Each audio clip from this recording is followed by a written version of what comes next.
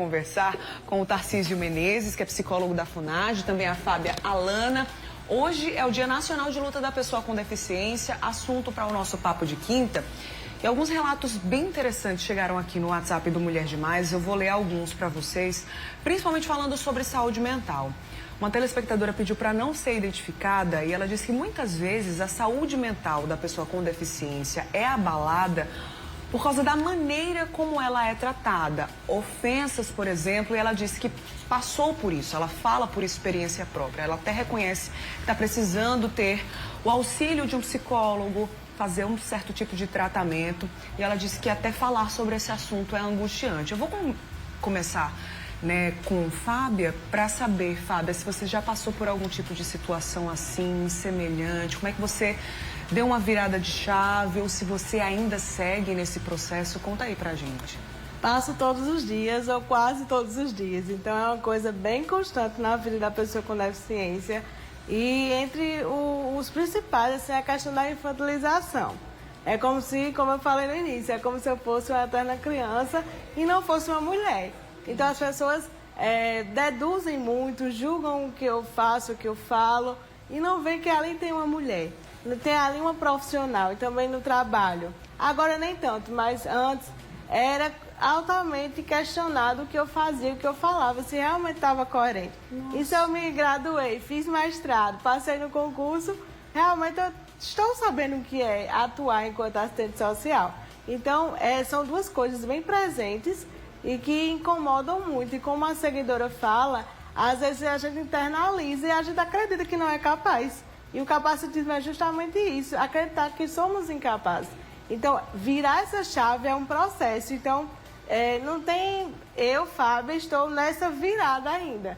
Com muita terapia, com muita discussão, acompanhamento. E é isso, é um processo constante e a gente tem que estar alerta para não internalizar e acreditar, sim, que a gente pode fazer muitas coisas. Sem dúvida. É interessante esse relato, porque ela até fala, estou precisando de ajuda de um psicólogo. Ter essa ciência, eu acho que já é um passo importante, Tarcísio? Agora é buscar ajuda, Sim, sim. É algo que precisa ser considerado, E é algo que precisa ser de fato buscado, porque quando a gente vai lembrar desse processo de cuidado com a pessoa com deficiência, a gente tem que lembrar também dessa família, que por vezes é a primeira que recebe o diagnóstico, que é informada de que o seu filho ou filha ela vai ser uma pessoa com deficiência. E aí, primeiro, existe um abalo, e aí falando de crianças muito pequenas, recém-nascidos, por exemplo, que aí quando recebe esse diagnóstico de que seu filho é uma pessoa com deficiência, e aí entra todo um processo de entender o que é essa nova situação para a família, e aí entender que esse processo de cuidado vai ter que se alongar por um outro período, por um período muitas vezes maior do que se imaginava. E aí entender também o quê? Esse momento de diagnóstico, como é que se dá? Lembrar, por exemplo, que não é uma patologia que vai estar dizendo que uma pessoa é deficiente. Não é, por exemplo, ter uma hérnia de disco que vai fazer uma pessoa ter uma deficiência física. Tem toda uma funcionalidade que precisa ser comprometida, e aí quando essa funcionalidade é comprometida, quando essa integração social dessa pessoa à sociedade está de alguma forma dificultada, é que aí a gente começa a ver a legislação. A nossa legislação federal, é interessante ler a LBI e ver o que a LBI considera como uma pessoa com deficiência, ter esse entendimento que uma patologia não vai ser o ponto crucial que vai definir uma deficiência, então precisa ter essa funcionalidade comprometida, como eu coloquei para vocês, e aí a partir desse lugar, de uma funcionalidade comprometida, a gente começa a desenvolver um plano terapêutico de cuidado. E aí nesse plano terapêutico de cuidado a gente tem que ter uma integração total de todas as áreas. Lembrar que a saúde é algo amplo, novamente, reafirmo para vocês. Falar em saúde mental é lembrar que esse corpo também precisa ser cuidado. E por vezes é o corpo que sinaliza inicialmente que há algo diferente, algo questionável aí com essa saúde mental.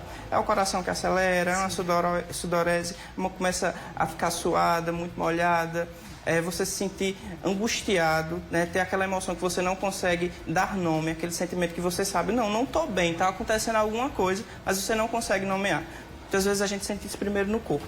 E aí, quando a gente sente isso no corpo, diz, alguma coisa não está bem. E aí a gente começa a buscar cuidado. E aí, nessa busca de cuidado, é que a gente deve procurar, né? Toda uma gama de atendimentos e de cuidado. E lembrar que esse cuidado não é feito só no sistema de saúde, né? Cuidar da saúde é fazer uso de todos os equipamentos. E aí, falar de cuidado da saúde da pessoa com deficiência é lembrar que não existe um único órgão, uma única instituição responsável por isso. Toda a sociedade.